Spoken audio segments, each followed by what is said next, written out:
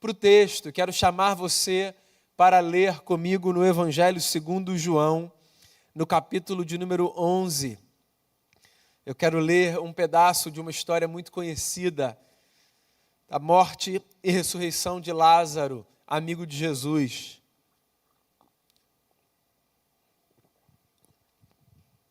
Evangelho segundo João, capítulo de número 11. Eu quero ler, eu quero destacar, na verdade, um verso, mas eu lerei desde o início. Diz assim o texto: Havia um homem chamado Lázaro. Ele era de Betânia, do povoado de Maria e de sua irmã Marta. E aconteceu que Lázaro ficou doente. Maria, sua irmã, era a mesma que derramara perfume sobre o Senhor e lhe enxugara os pés com os cabelos. Então as irmãs de Lázaro mandaram dizer a Jesus: Senhor, aquele a quem amas está doente. Ao ouvir isso, Jesus disse: essa doença não acabará em morte. É para a glória de Deus, para que o Filho de Deus seja glorificado por meio dela. Jesus amava Marta, a irmã dela, e Lázaro. No entanto, quando ouviu falar que Lázaro estava doente, ficou mais 2 dias onde estava. Depois disse aos seus discípulos: vamos voltar para a Judeia. Esses disseram: mestre, há poucos os judeus tentaram apedrejar-te, e assim mesmo vais voltar para lá? Jesus respondeu: o dia não tem 12 horas? Quem anda de dia não tropeça, pois vê a luz desse mundo. Quando anda de noite, tropeça, pois nele não há luz. Depois de dizer isso, prosseguiu, dizendo-lhes: nosso amigo Lázaro adormeceu, mas vou até lá para acordá-lo. Seus discípulos responderam: Senhor, se ele dorme, vai melhorar. Jesus tinha falado da sua morte, mas os seus discípulos pensaram que ele estava falando simplesmente do sono. Então lhes disse claramente: Lázaro morreu, e para o bem de vocês estou contente por não ter estado lá, para que vocês creiam. Mas vamos até ele. Então Tomé, chamado Dídimo, disse aos outros discípulos: vamos também para morrermos com ele. Ao chegar, Jesus verificou que Lázaro já estava no sepulcro havia 4 dias. Betânia distava cerca de 3 quilômetros de Jerusalém. E muitos judeus tinham ido visitar Marta e Maria para confortá-las pela perda do irmão. Quando Marta ouviu que Jesus estava chegando, foi encontrá-lo. Mas Maria ficou em casa. Disse Marta a Jesus: Senhor, se estivesses aqui, meu irmão não teria morrido. Mas eu sei que mesmo agora Deus te dará tudo o que pedires. Vou ler de novo esses 2 últimos versos. Disse Marta a Jesus: Senhor, se estivesses aqui, meu irmão não teria morrido, mas sei que mesmo agora Deus te dará tudo o que pedires. Essa é uma história triste, que tem um final espetacular, que não coincide com os finais das nossas histórias, no sentido de que, você sabe, não é todo dia que a gente vê alguém que morre ressuscitando e voltando à vida. Na verdade, quem já viu no curso da sua existência? Mas mesmo que o final seja fisicamente muito diferente das nossas histórias, existe muito ponto de contato entre o episódio da morte de Lázaro e as muitas experiências de dor, de angústia e de perguntas que nós fazemos na vida, tentando entender os dilemas que nós atravessamos. Tudo acontece numa aldeia na região da Judeia, que ficava a 3 quilômetros de Jerusalém, a grande cidade. Uma aldeia chamada Betânia. Nessa aldeia morava uma família amiga de Jesus. Uma família que, por sinal, aparece em outros capítulos, outras páginas dos evangelhos. A família de Marta, Maria e Lázaro. Numa outra história, por exemplo, Jesus visita Marta e Maria. Marta experimenta uma série de angústia, porque sua irmã Maria insiste em permanecer aos pés de Jesus, como se pudesse aprender, ser uma aprendiz de um rabino. E Marta corre de um lado para o outro na casa, preparando tudo para que aquela recepção seja uma recepção digna do convidado. Numa outra ocasião, Maria aparece diante de Jesus, prostrada aos seus pés, derramando perfume, ungindo-lhe, demonstrando a honra que o seu Senhor merecia. Algumas vezes na Bíblia, essa família aparece como a família amada de Jesus. Tudo indica que eram amigos próximos. O que a gente faz quando a gente recebe notícias indesejadas de amigos próximos? Esse texto é um texto que fala disso. Jesus não estava na província da Judéia, onde Betânia ficava, possivelmente estava na Galiléia, ou talvez até em Samaria, mas muito provavelmente na Galiléia. Foi a província que Jesus passou a maior parte do seu tempo, enquanto um mestre em Israel. Quando chegaram mensageiros da casa de Marta, dizendo: Lázaro, o seu amigo, está doente. Quando você recebe uma notícia de que um amigo seu, uma amiga sua, está doente, o que é que você faz? É possível que, de alguma maneira, você tente ligar, mandar uma mensagem. Se há a possibilidade, você vai ao encontro dessa pessoa, você expressa a sua preocupação, a sua empatia, você demonstra o seu desejo de que tudo fique bem. Você tenta fazer contato, se não com a pessoa, com alguém que está perto, para você mostrar que você se importa, certo? É isso que a gente faz quando a gente recebe notícia de que alguém não está bem, alguém que a gente ama, alguém que a gente quer bem. Pois essa notícia chega a Jesus. Lázaro não está bem, Lázaro está doente. Os discípulos que estavam com Jesus, sabendo da proximidade entre o mestre e essa família, se espantam por perceberem que Jesus não vai interromper a sua agenda para ir a Betânia visitar essa família, fazer alguma coisa, uma oração, curar Lázaro. Eles não conseguem entender que Jesus funciona a partir de uma outra agenda. Guarda isso, porque eu quero voltar exatamente a esse ponto, um pouco mais à frente. É curioso perceber nas páginas dos evangelhos como muitas vezes a agenda de Jesus parece estar em desarmonia em relação à agenda dos seus discípulos, das multidões, dessa gente que vinha ser socorrida por ele. Teve uma vez que um pai veio a Jesus pedindo socorro para sua filha. Jesus diz: pode voltar para casa, sua filha está bem. Eu não sei se esse pai acredita ou se esse pai pensa: puxa, ele não se importa. O primeiro milagre público de Jesus também revela isso, uma espécie de desarmonia entre a agenda de Jesus e a agenda daqueles que colocavam expectativa no que ele pudesse fazer. Aconteceu com a sua própria mãe, quando numa festa de casamento em Caná da Galileia, o vinho acaba, a sua mãe percebe, Maria, fica angustiada, quer poupar a família que dá a festa do vexame e diz: Jesus, meu filho, faça alguma coisa. O mestre responde dizendo: a minha hora não é chegada ainda. Estranho, ela só quer que ele ajude. Jesus tem um outro senso de agenda, tem uma outra percepção, que de alguma forma parece sugerir uma desarmonia entre a expectativa das pessoas e o plano que ele tem. A gente cantou ainda há pouco: Jesus, o plano perfeito, o mistério da graça. Pois é, um dos grandes desafios da vida é a gente entender que às vezes quando a nossa agenda entra em desarmonia, supostamente, com a agenda de Jesus, não é necessariamente um sinal de que ele não se importa. Na verdade, não é um sinal de que ele não se importa. Que Jesus tem outros caminhos, não necessariamente iguais aos nossos.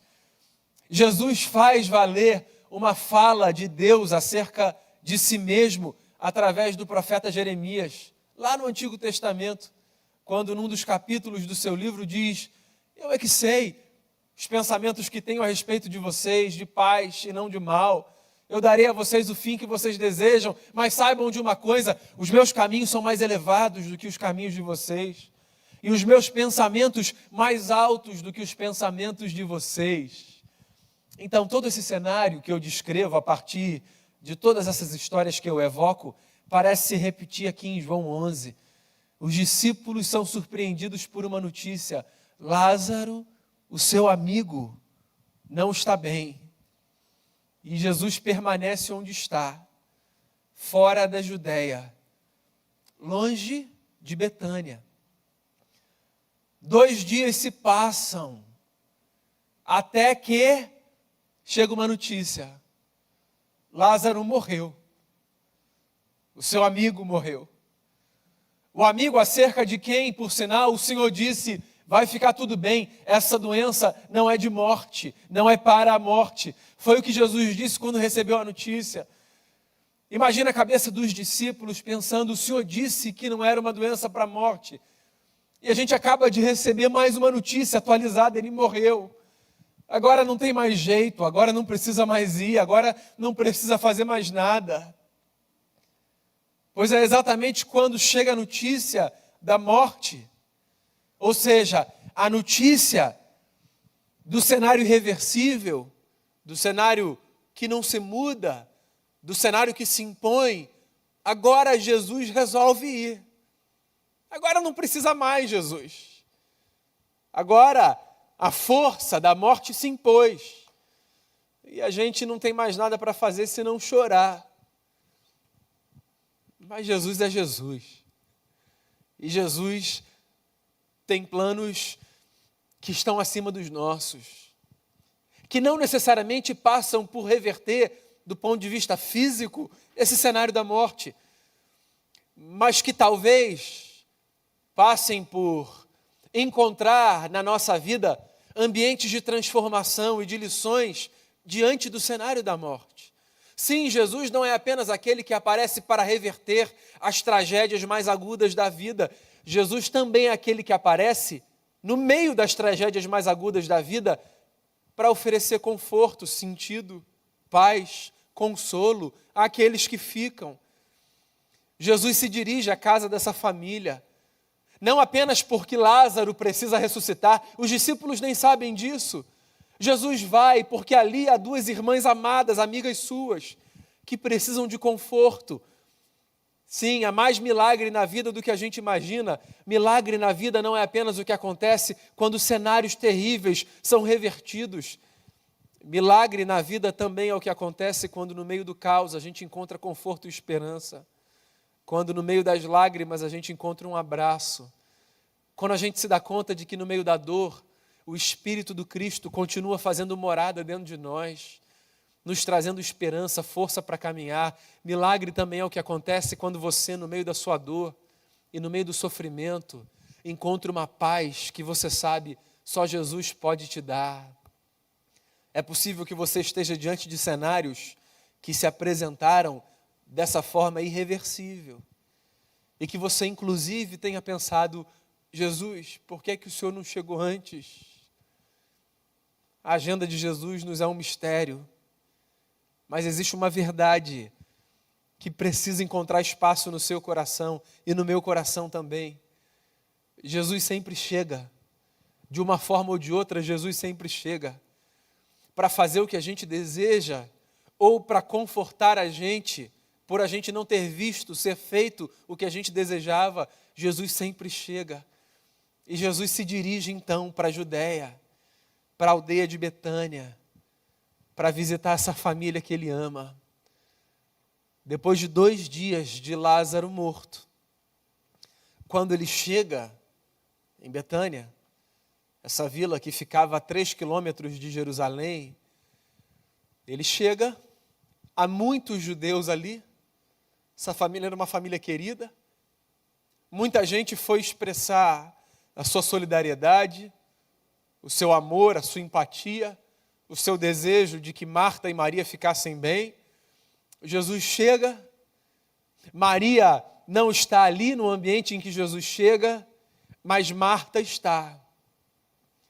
E Marta, quando chega com o amor que ela tem por Jesus, com a reverência que ela tem diante do Cristo, ela sabe quem Ele é. Eu interrompi a leitura na metade, mas se você continuar a leitura dos versos, você vai perceber Marta sabe quem Jesus é. Ela sabe que tudo o que o mestre pedir ao Pai, o Pai fará. Ela sabe que o seu irmão ressuscitará no último dia. Ela confessa isso. Ela diz, eu creio. Ela fala de uma expectativa futura do dia da ressurreição, do dia do abraço, do dia em que nós nos encontraremos com os nossos irmãos e as nossas irmãs que partiram no meio dessa pandemia ou antes dessa pandemia. Sim, o dia do Senhor. Marta espera o dia do Senhor. Marta sabe que se não agora, no ambiente de um possível milagre, que talvez ela nem espere, porque, de novo, nós não esperamos, a reversão de um quadro de morte. Isso não é natural, isso não é comum, isso não é o que a gente vê. Mas no meio da dor e de um luto ainda muito incipiente, de uma dor muito profunda, Marta diz, eu sei, Senhor, eu sei, Ele haverá de ressuscitar. Mas ela diz um negócio, no final do texto que eu li, que é muito forte e muito verdadeiro, e que a gente costuma dizer a Jesus muitas vezes na vida, quando a gente sofre. Ela olha para o mestre e ela diz assim, Senhor, se o Senhor estivesse aqui, isso não teria acontecido. Se o Senhor estivesse aqui, o meu irmão não teria morrido. Quantas vezes na vida a gente olha para Jesus em oração e a gente diz assim, se o Senhor estivesse aqui, reticências. Quantas vezes a gente olha para as circunstâncias que se impõem e a gente desabafa a nossa dor, porque a gente supõe que se Jesus tivesse atendido a oração antes, que se Jesus tivesse ao menos concedido a dádiva daquele pedido que a gente fez, que se Jesus tivesse ao menos aceitado a nossa humilde sugestão, que se Jesus tivesse pelo menos concordado com um pedaço da nossa oração, as coisas seriam diferentes. Se o Senhor estivesse aqui, você sabe o que se o Senhor estivesse aqui significa? Se o Senhor estivesse aqui significa que a gente acredita demais na nossa agenda, que a gente deseja muito, muito, que Deus paute a sua forma de governar a história a partir daquilo que a gente julga ser correto, apropriado, melhor. E aí tem um misto de coisas aí, porque na nossa agenda a gente encontra desejos legítimos. Desejo, por exemplo, de que pessoas que partiram não tivessem partido. Esse desejo é um desejo legítimo. O desejo de que notícias de doenças não chegassem a nós. Esse desejo é um desejo legítimo. O desejo de que a notícia de um desemprego não nos fosse dado. Esse desejo é legítimo. Sim, na nossa agenda há muitos desejos legítimos que a gente apresenta a Deus, para os quais a gente olha e acerca dos quais a gente diz, se o Senhor estivesse aqui, se o Senhor ouvisse, se o Senhor aquecesse, com isso apenas, as coisas teriam sido diferentes. No se o Senhor estivesse aqui, há também, às vezes, muito egoísmo da nossa parte, o desejo de mantermos pessoas que, às vezes, permanecendo entre nós, sofreriam tanto, mas o nosso amor insiste em querer tê-las perto. É o nosso amor, é um amor egoísta às vezes, mas é o nosso amor, é legítimo, todos o temos. Se o Senhor estivesse aqui, se o Senhor ouvisse esse pedido, se o Senhor estivesse aqui, eu não passaria por esse vale. É a visão imediatista, porque a gente não consegue ver o amanhã, e aí a gente nem se dá conta às vezes de que o amanhã, num novo capítulo de emprego, num novo cenário de vida, num crescimento depois de uma dor, o amanhã às vezes prepara para a gente coisas absolutamente maravilhosas, fascinantes, que não substituem necessariamente as outras, que farão falta. E agora eu não falo apenas de uma perda de alguém, obviamente, porque essas sim são insubstituíveis. Mas eu falo de perdas de cenários de vida, de realidades materiais, de capítulos que se encerram, de ciclos que são fechados. Como a gente não consegue ver o amanhã, a gente chora a perda de algo, de um cenário, como se a gente não pudesse experimentar num futuro iminente, ou mesmo num futuro de médio prazo, de longo prazo que seja, algo tão significativo quanto, ou até melhor, que nos fará crescer em diversos aspectos. Se o Senhor estivesse aqui, sim, tem a crença de que a nossa agenda é maior, tem o nosso amor egoísta, tem o desejo legítimo do coração, tem a nossa incapacidade de ver o futuro, tem a limitação do nosso campo visual. Eu digo, se o Senhor estivesse aqui, às vezes, porque eu não consigo perceber de outra perspectiva, porque eu só vejo por essa. E não é porque eu sou teimoso, é porque eu só consigo ver do lugar onde eu estou. Você entende? Não é porque eu sou uma pessoa de cabeça fechada, é porque eu só consigo oferecer ao mundo a perspectiva do meu lugar. Eu não consigo olhar de outro lugar que não do meu. E aí eu digo, Senhor, se o Senhor estivesse aqui, mas no fundo, meu amigo, no fundo,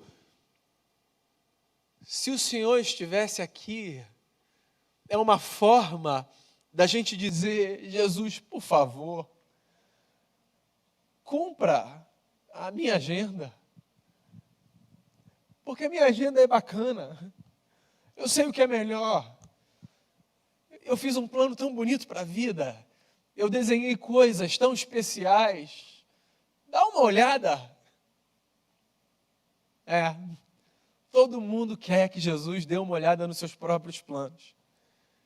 E veja bem, não tem nenhum problema a gente fazer isso. Sim, não tem problema nenhum. Você pode apresentar os seus planos a Jesus, você deve apresentar os seus planos a Jesus. Você deve oferecer a Cristo as suas orações. As nossas orações são pedaços da nossa agenda. Quando eu oro por você, e você ora por mim, a gente está apresentando uma agenda. Semana passada, a Denise e eu estávamos um pouco mal de saúde. Eu sei que você orou pela gente, a gente recebeu muita mensagem, estou orando por você. E o que é isso? Você apresentou uma agenda e eu estava nela, obrigado, viu? Estou bem. Quando eu oro por você, então, o que é isso? Eu apresentei a Deus uma agenda e você estava nela, de nada. Nós apresentamos as nossas agendas em oração. Existe um salmo lindo que diz, agrada-te do Senhor e Ele satisfará os desejos do teu coração. Ou seja, Deus, o nosso Senhor, presta atenção nas nossas agendas. Mas isso não significa dizer que Deus segue à risca a nossa agenda. E olha, louvado seja Deus por Ele não seguir à risca a nossa agenda.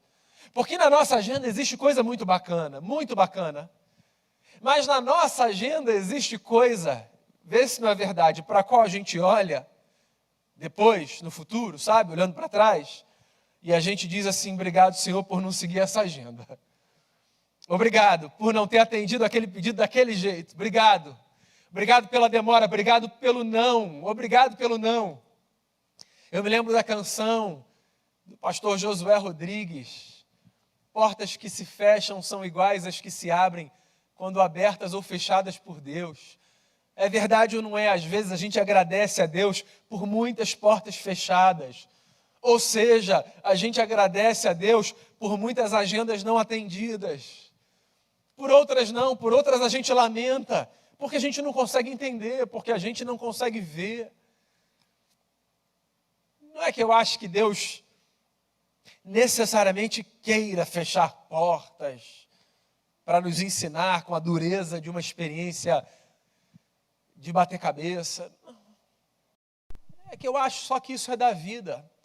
Às vezes na vida a gente bate cabeça. E muitas vezes na vida a gente vê desejos não atendidos. E é bom que seja assim. Nós seríamos insuportáveis se todos os nossos desejos fossem atendidos. E nós nos sentiríamos pequenos deuses se a partir da história tivéssemos a percepção de que todas as nossas vontades, de que todos os nossos projetos e de que todas as nossas agendas foram correspondidas da forma como nós as apresentamos ao Eterno. Se o Senhor estivesse aqui, as coisas não seriam desse jeito. Mas eu sei que o Senhor agora pode pedir a Deus e Ele dará ao Senhor o que o Senhor pedir. Tem um misto de frustração e dor e de esperança. Uma forma de dizer, o Senhor podia ter chegado antes, mas eu continuo crendo no Senhor. Essa é a síntese do coração do discípulo de Jesus. A gente se frustra pela agenda não atendida, mas a gente diz, eu continuo sabendo quem o Senhor é. Essa é uma coisa linda, é uma coisa maravilhosa. A gente olha para a história e a gente diz, Senhor, eu não estou entendendo o porquê da história ter seguido nessa direção, mas eu continuo crendo que o Senhor é bom. Uma outra forma de dizer, eu não consigo entender sempre o que o Senhor faz, e eu não consigo antecipar o que o Senhor fará, mas eu sei de uma coisa, eu continuo crendo em quem o Senhor é.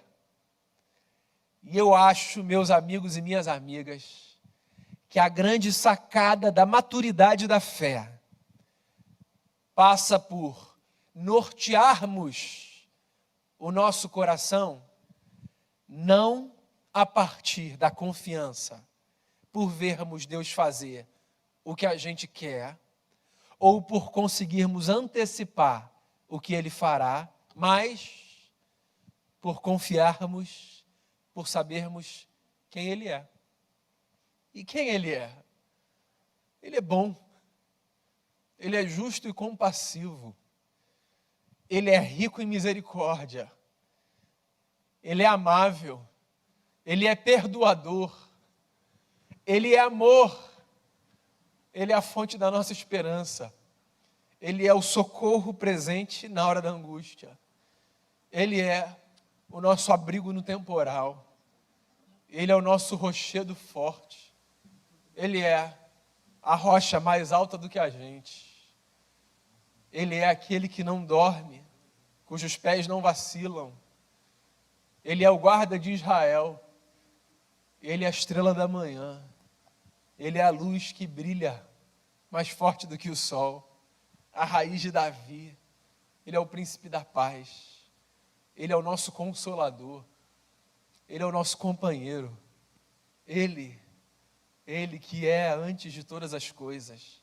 que permanece, Ele que sempre será, Ele, o nosso Deus, que, olha só, pode não chegar na hora que a gente acha, que seja a hora adequada para Ele chegar, mas Ele sempre chega na hora certa, se não para cumprir a nossa agenda, pelo menos, e talvez pelo menos nem caiba aqui, porque isso por si só é muita coisa, mas pelo menos chega para dizer ao nosso coração, fique em paz, eu estou com você. A nossa voz é a voz da Marta, que olha para Jesus e que muitas vezes diz, Senhor, se o Senhor estivesse aqui, se o Senhor estivesse aqui, eu sei, você tem todo o direito de dizer, Senhor, se o Senhor estivesse aqui, o meu irmão não teria morrido, o meu pai, a minha mãe, o meu amigo. Senhor, se o Senhor estivesse aqui, a gente não teria chegado a 50 mil mortos. Senhor, se o Senhor estivesse aqui, a gente não estava passando por essa crise econômica. Senhor, se o Senhor estivesse aqui, não teria acontecido esse revés na minha vida financeira. Senhor, se o Senhor estivesse aqui, a minha família não estava passando por esse problema. Senhor, se o Senhor tivesse aqui, esse quadro de saúde fragilizado, Senhor, se o Senhor tivesse aqui. Primeiro, Deus está aí. A gente não está mais nem nesse tempo em que Marta esteve, que era um privilégio, vamos combinar, de Jesus fisicamente entre eles. O tempo é outro, Jesus voltou para junto do Pai, mas Ele deixou o seu Espírito, que nos traz uma outra compreensão, inclusive, mais sofisticada ainda da presença de Jesus, que é, Jesus sempre está aqui, sempre. Mesmo quando a nossa agenda não se cumpre, Jesus está aqui. Então, quando você disser, se o Senhor estivesse aqui, respira fundo e lembre-se, Ele está aí, exatamente aí, onde quer que você esteja, Ele está. Talvez não para cumprir o que você deseja, talvez não para cumprir o que eu desejo, ainda que Ele possa fazer qualquer coisa, mas seguramente, certamente, Ele está aí e Ele está aqui para nos lembrar que a sua hora é perfeita, a sua maneira é a mais linda, e por isso que a gente pode cantar e dizer, seja feita a tua vontade, eu só quero a tua vontade, assim na terra, como no céu. Que Jesus visite o seu coração de maneira profunda, e que ao apresentar a sua agenda a Ele, você tenha a humildade de dizer, está aqui o que eu desejo, Senhor, mas no fundo, que seja feita a tua vontade, porque mais do que amar o Senhor pelo que o Senhor faz, eu tenho aprendido a amar o Senhor por quem o Senhor é. Vamos cantar essa oração, e depois eu terei a alegria de orar com vocês mais uma vez. Vamos cantar.